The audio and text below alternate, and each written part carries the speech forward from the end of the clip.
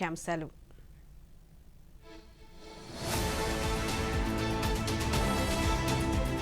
సరిహద్దు గ్రామాలే దేశ సౌభాగ్యానికి ప్రగతికి ప్రతిబింబాలన్న ప్రధాని. వికసిత్ వైబ్రెంట్ విలేజ్ ప్రోగ్రాం విజేతలతో సంభాషించిన నరేంద్ర మోదీ.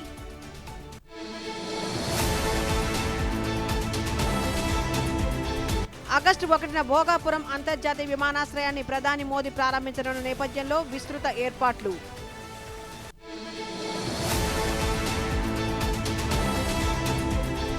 కేంద్ర విద్యాశాఖ మంత్రిగా బాధ్యత స్వీకరించిన ప్రహ్లాద్ జోషి.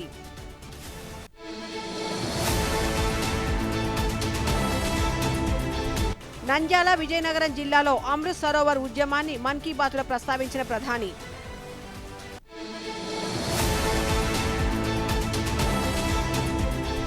కార్గిల్ విజయ్ దివస్ సందర్భంగా దేశవ్యాప్తంగా అమరవీరులకు ఘన నివాళులు.